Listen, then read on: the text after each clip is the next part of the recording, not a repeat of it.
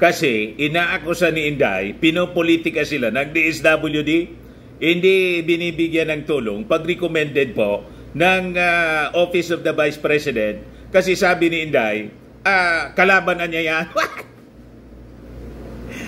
May ganun sinasabi yung mga taga-DSWD na pag galing sa Office of the Vice President ng recommendation, talagang arap-arapan na sasabihin, huwag bigyan yan kasi kalaban yan.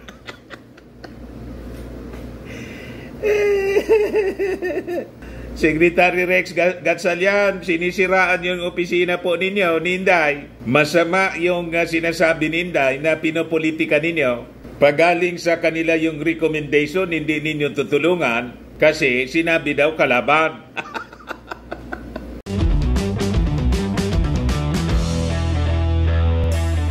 Ito naman po yung bago naming product na binibenta online.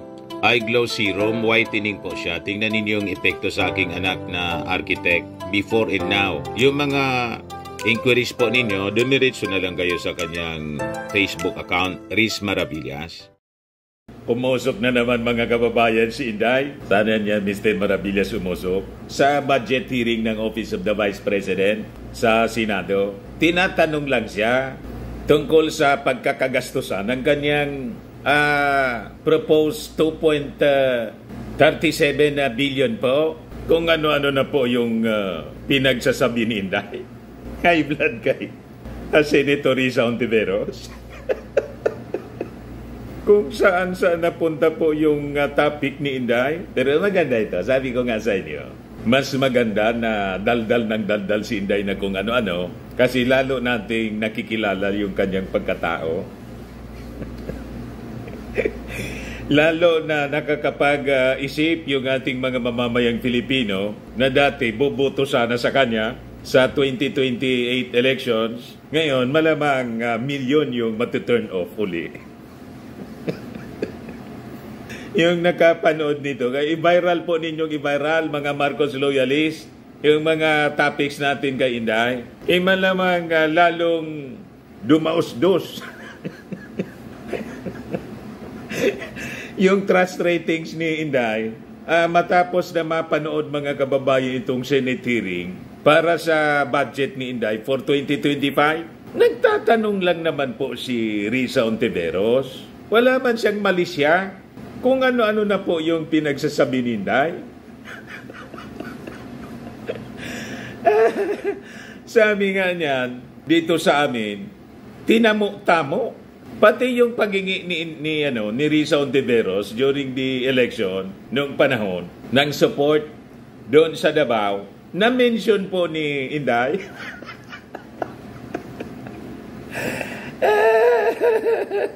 Out of topic po. Buti hindi po in out of order ni Grace po. Pero maski si Grace po parang hindi nagustuhan mga kababayan. Siya yung presiding officer, Chairman Committee on Finance kasi mga kababayan.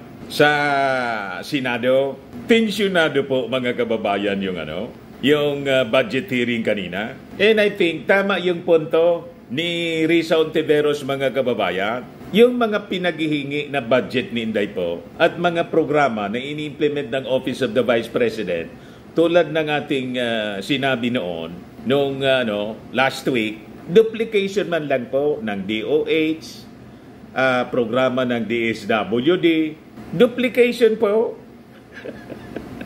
Kaya tama yung puntos po ni Senator Risa Hontiveros at yung ikinapiko ni Inday mga kababayan nang itanong ni Risa yung tungkol sa sabi, i-distribute na libro ng budget po, 10 million pesos. Tinanong ni Risa, ano ba niya yung content niya? Napikon mga kababayan si Inday. Ayaw niyang sagutin ng diretso. Ayan po mga kababayan. Sabi dito sa balita ng Impact Leadership, this is an example of politicizing the budget hearing. Yun ang sinabi ni Inday. Pinopolitika daw. Senate Deputy Minority Leader Risa Hontiveros questioned Vice President Sara Duterte's behavior during the Senate Committee on Finance. Briefing on the proposed 2025 budget for the Office of the Vice President. During the briefing, Duterte accused Hontiveros of politicizing the proceedings by inquiring about the details of a 10 million budget item related to the book, Isang Kaibigan, authored by Duterte. May libro pala na niyang sinulat si Inday, Mr. Maravillas. May libro siya for distribution sa mga kabataan. Isang Kaibigan ang titulo. Malamang may patama ito sa ating Pangulong Bongbong.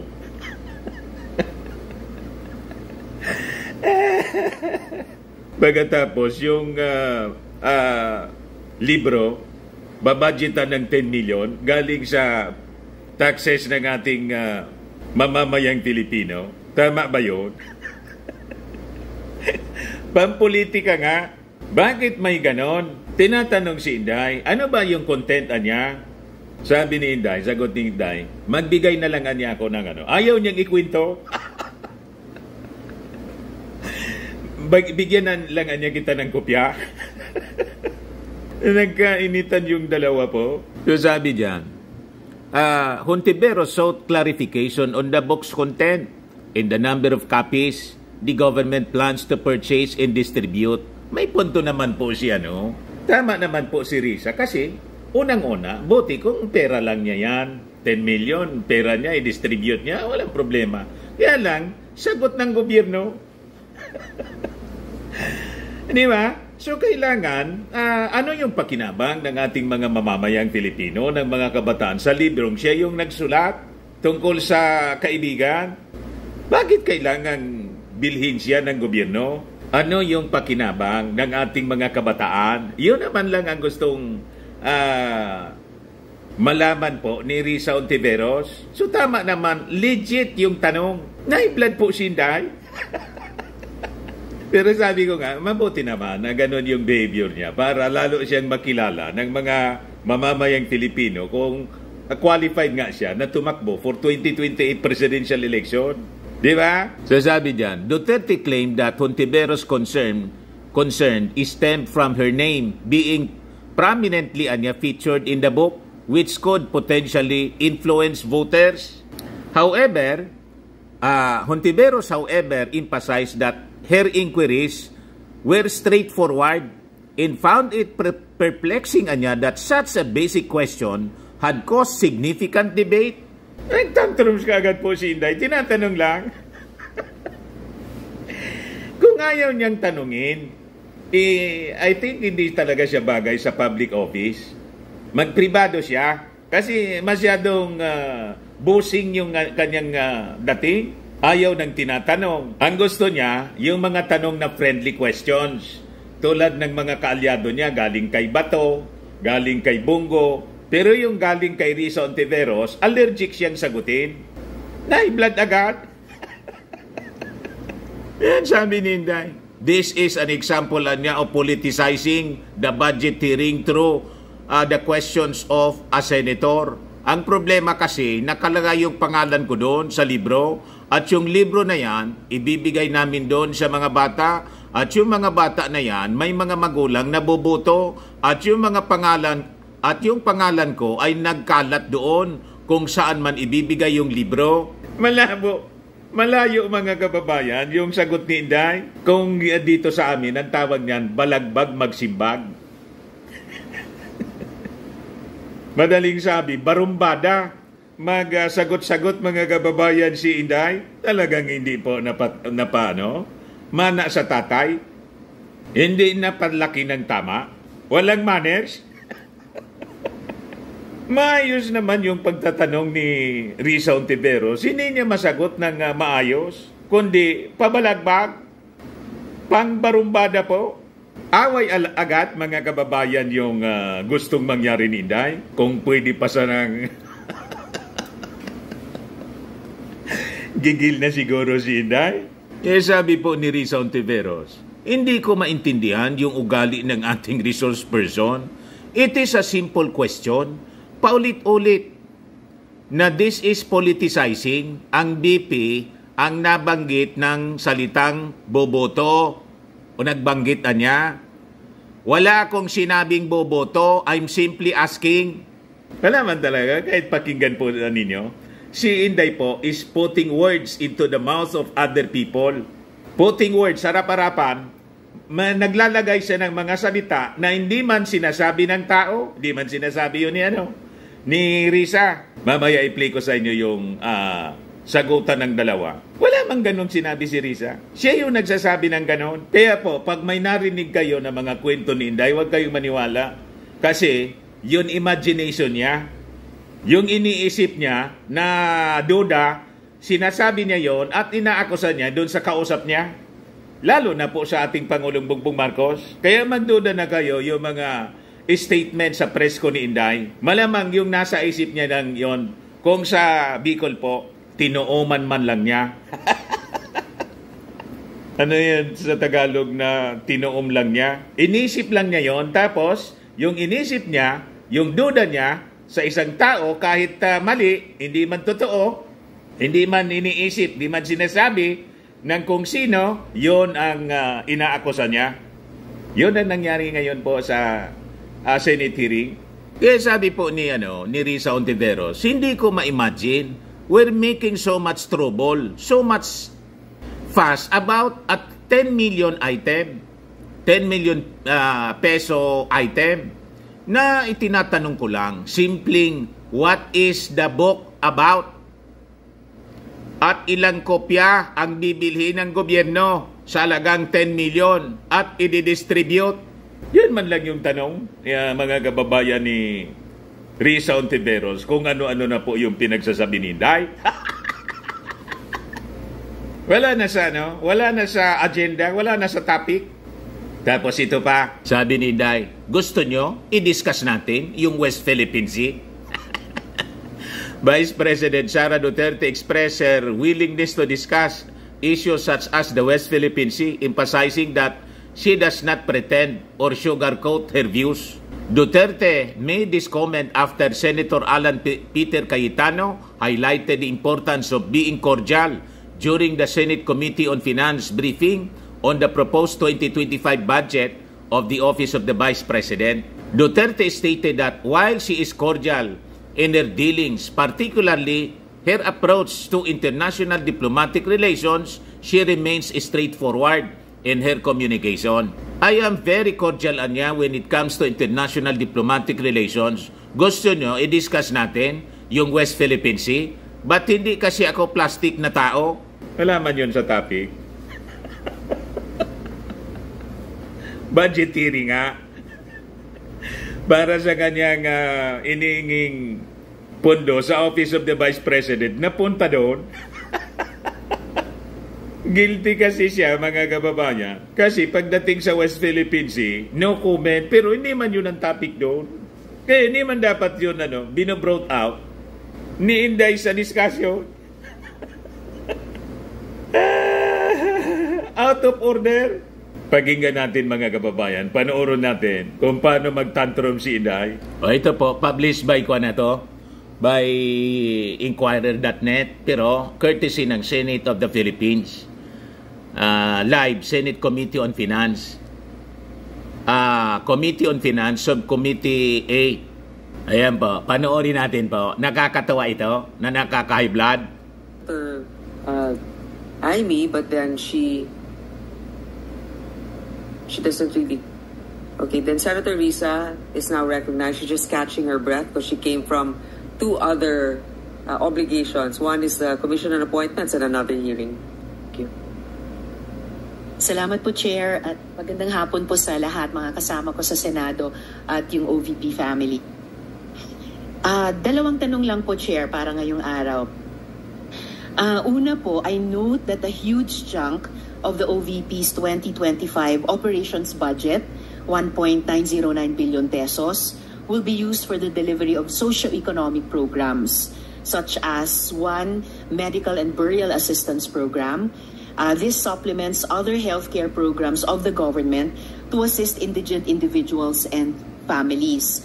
For 2025, 771.445 million will be allocated for the program. Sa loob niyan, 600 million pesos for medical assistance and 1.4 billion for burial assistance, which are, Madam Chair, very similar to the Medical Assistance to Indigent or Financially Incapacitated Patients Program o MAIF-IP of the DOH, and DSWDs, Assistance for Individuals in Crisis Situations or AICS.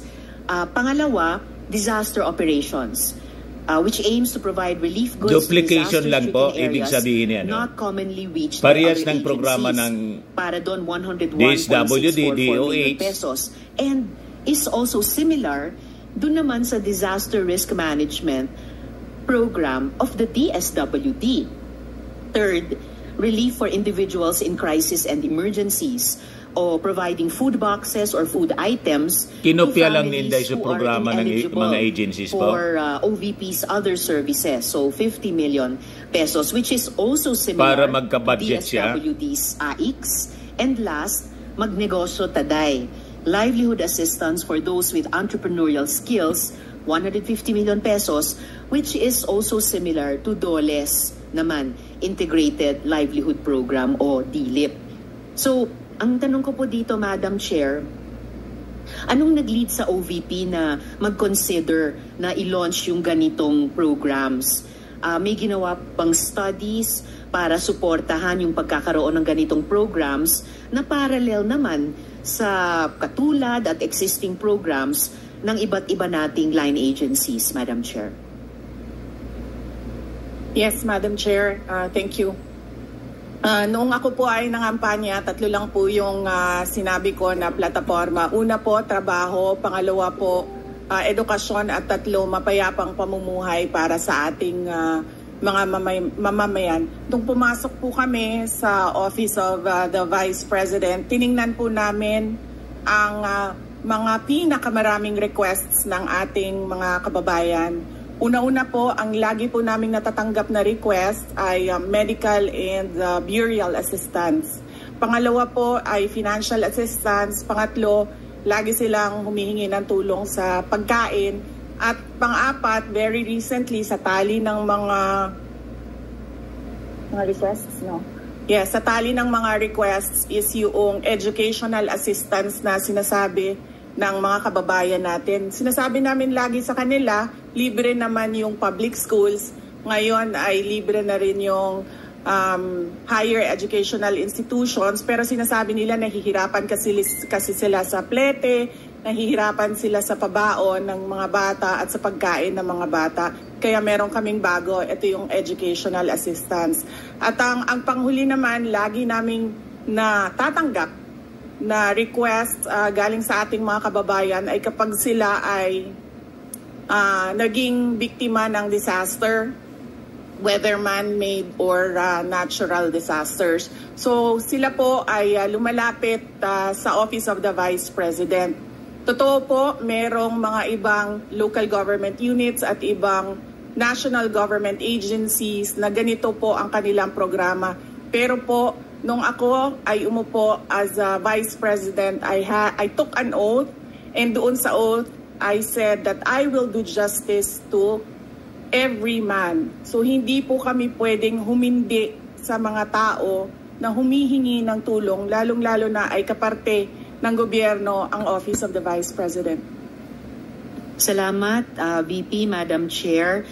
Sabi nga ng VP, Madam Chair, libre na yung public school, libre na rin yung higher education, bagamat ni-note nila na sinasabi ng mga nagre-request na nahihirapan pa rin sila sa ilang mga programs na nakalodge sa ilalim ng libreng edukasyon na iyan.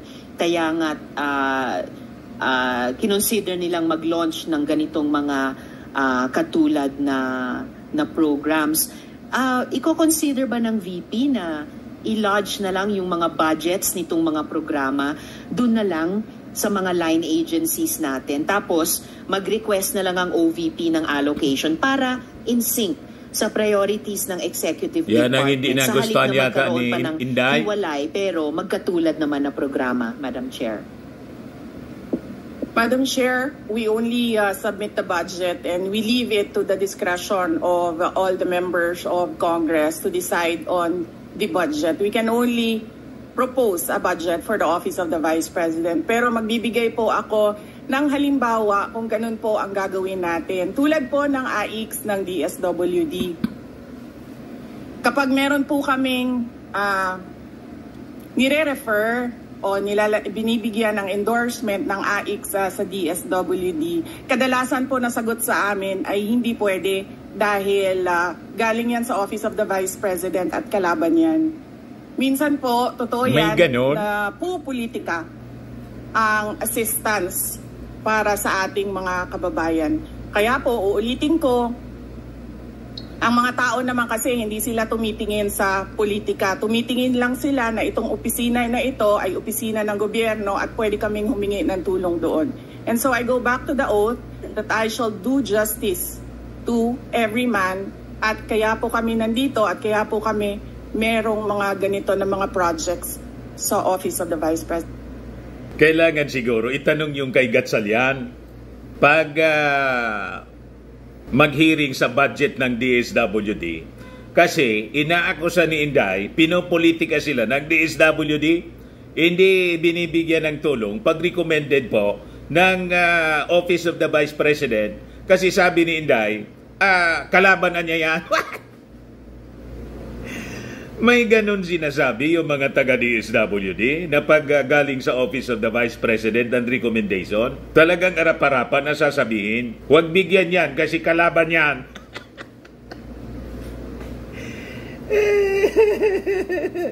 Secretary Rex Gatchalian, sinisiraan yung opisina po ninyo, ni Inday. Masama yung sinasabi ni Inday na pinopolitika ninyo. Pag galing sa kanila yung recommendation, hindi ninyo tutulungan. Kasi sinabi daw kalaban. So kailangan ipaliwanag po ninyo yan kung totoo o baka gawa-gawa lang po ni Inday. Mahilig sila mag-invento ng kwento. Ituloy natin mga kababayan. Salamat VP, Madam Chair. Wini-welcome ko yung sinabi nila na the VP would leave it to the discretion of the members of Congress.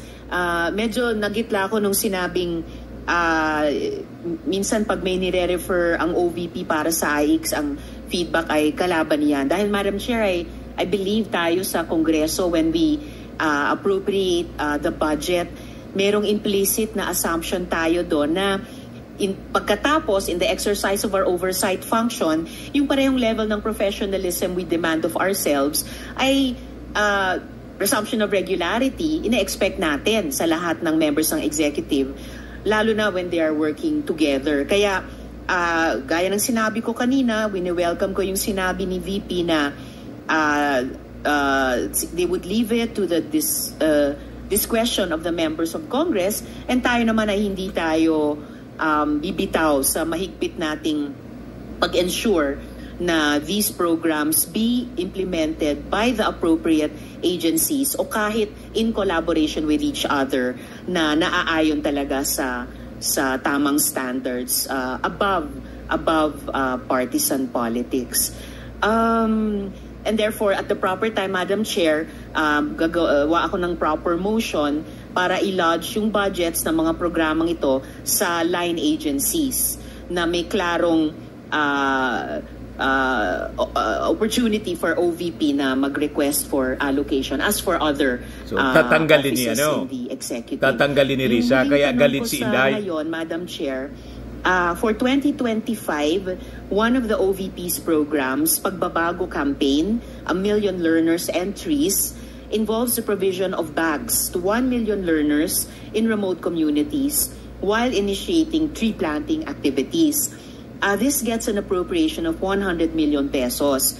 Part of this campaign is an allocation of 10 million pesos for the distribution of Isang Kaibigan Books, a children's book authored by the VP. Pwede po bang sabihin ni VP sa atin? Ito na yung pagka-high blood. Mga kababayan, nag-freeze lang siya. Dito na mga kababayan na high blood siya, no? Si Inday, kung ano-ano na yung pinagsabi. Or tungkol sa librong ito. Here, let me make a rebuttal and another example of politicizing the budget of the government. Ito pong sinabi ni Senator Risa Ontiveros na at the proper time she'll make a motion to lodge the budget the requested budget of the OVP to the other agencies. Let me just quote Senator Risa during the Akbayan Congress. Malayo na yung sinasabi dyan, Inday. Politika na. Alam ko po na ang daming kalat ni Duterte na hirap tayong linisin. Ang kadiliman noong panahon niya ay talaga namang nanuot sa ating lipunan para mansa na napakahirap tanggalin. Out of topic na po siya. Niya ay may kapangyarihan pa, hindi magiging madali ang ating laban. While VP Sara is in power, the threat of a full-blown Duterte comeback is still a very real and present danger. For one, they are supported by one major superpower, China. So that is an example of politicizing the budget of the government. Malayo na sa Madam topic po. Chair, that Senator Risa Ontiveros repeat the last question. I will certainly, if you request, Madam Chair, repeat my question dahil walang kinalaman sa kasasabi lang ng VP ngayon. Alam nating lahat na miyembro ng iba't ibang partido, yung speeches natin sa ating mga kamiyembro sa mga party congresses ay hiwalay na event dito sa budget debates. So, I really take exception dun sa sinabi ni VP na rebuttal iyan dahil halimbawa ito sa politicizing. In fact, wala akong tinanong tungkol sa China o kahit sino pa mang ibang bansa dito sa budget hearing na to. I am asking about yung national budget na ipapasa natin sa Kongreso para sa bansang Pilipinas. Wala sa topic, taong 2025. At ang pangalawang at huling tanong ko sa ngayon, before I make at the proper time propose an amendment which may or may not be accepted by the chair and by the colleagues para nga mas i-align ang mga kaperahan natin, lalo na't masikip ang fiscal space natin dun sa mga appropriate programs sa appropriate agencies na malayang-malaya ang OVP makipag-partner sa kanila tulad ng sino pang opisina sa executive. Ang tanong ko po ay ilang mga libro ng isang kaibigan ay bibilihin at i-distribute at ano, if the VP could tell us more about the contents ng librong ito. Madam Chair. Madam Chair, the book is not for sale. We only pay for the publication of the book. And we will send Senator Ontiveros a copy so that she will know what is the content of the book.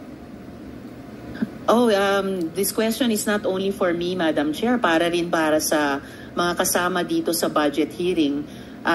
Baka ilang araw pa bago mapadala at mabasa ko, which I certainly will. But I am asking a question bilang isang mambabatas sa head of agency ng isang opisina sa executive dito sa budget hearing na to. Simpleng tanong.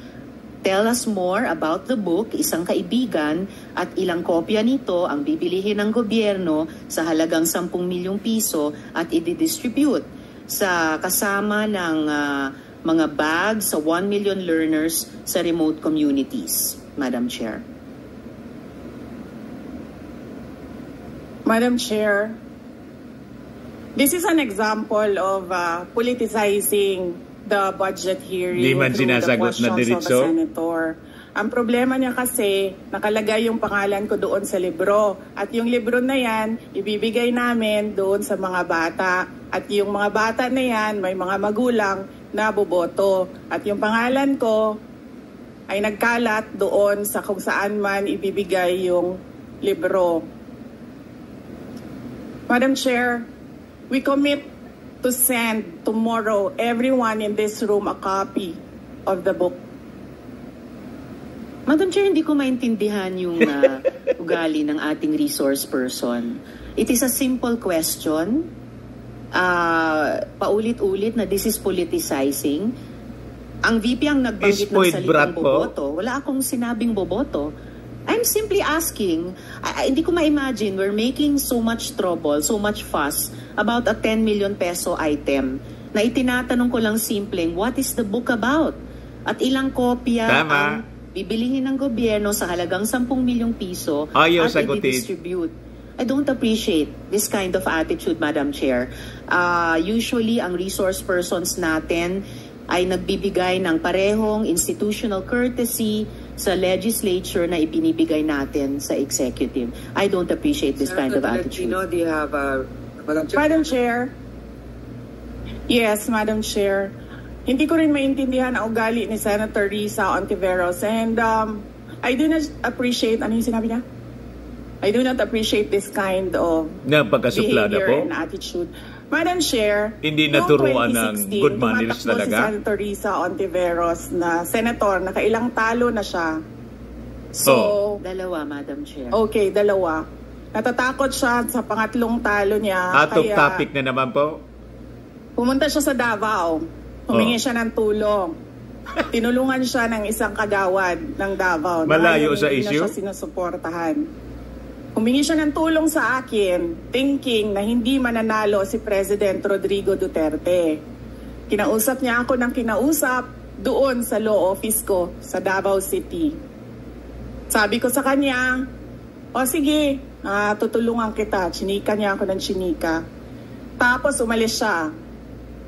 Siyempre, hindi naman siya tumutulong kay Pangulong Duterte. Hindi din totoo yung sinabi ko na tutulungan kita. Wala sa agenda po? Pwede ba akong mag-follow up sa hinihingi kong tulong sa boto dyan sa Davao City? So sabi ko sa kanya, okay, sige. So, tinawagan ko at sinabihan ko at pinakiusapan ko ng pinakiusapan si former Congressman Milen Garcia. Sabi ko sa kanya, Kong, tulungan mo ito. Bigyan mo na lang ng ilang barangay mo at ilang mga leaders mo. Ayaw pa siya tulungan ni former Congressman Milen Garcia.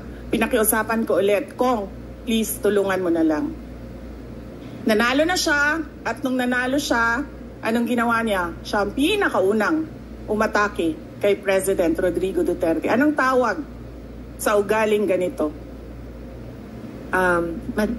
With due respect to our resource persons and also our colleagues, I think this doesn't really, I understand there's history among all of us here, but I think that we should really stick to the budget, and I think this is just being very objective. I would like to ask also, since we're going to be furnished a copy tomorrow, we can look at it and evaluate what the content of the book is. But maybe just a general, we won't ask line by line, ano ba yung libro na yan. But tell me, is it for good manners and right conduct? That's fine. Is it science? Is it history? So maybe just a general one, so we can just answer it. Because I understand that every office will have its own advocacy and initiative. So, but then, I don't think it's also wrong for us to be curious what it is about. So just a general one. Any of the undersecretaries can tell me what the topic of the book is. Is it history? What is it? Madam Chair, the explanation is in the title, Isang Kaibigan. It's about friendship. Okay. Then that's for the record. It's about friendship. Madam Chair, just a last point. Okay. So kung sana ganun yung naging sagot sa simula pa, 'di ba? Napakasimple. Simpleng tanong, dapat simpleng sagot. Nagkwento pa ng kwento na sinabi dati na walang kinalaman sa tanong ko. Just for the record, as a last point, Madam Chair, this is public funds and we're making inquiries about them. Budget hearing po ito. Hindi po lahat about you. Pera po ito ng taong bayan. Okay. For the record, Madam Chair. Thank you, Madam Chair. But I understand the emotion is high. But let's continue on. If you have any more questions, Senator Risa, we will... Those are just my 2 questions, Madam Chair. Maraming salamat po. Thank you. So, nakita na po ninyo, napanood ninyo kung anong klaseng pag-ugali, mga kababayan, si Inday. Nasa sa inyo na kung iboboto ninyo siya pag tumakbo na Pangulo sa 2028 elections. Karapat dapat ba siya, mga kababayan? Ang isang tulad ni Inday ang pag-uugali. Tama ba? That is for you to decide.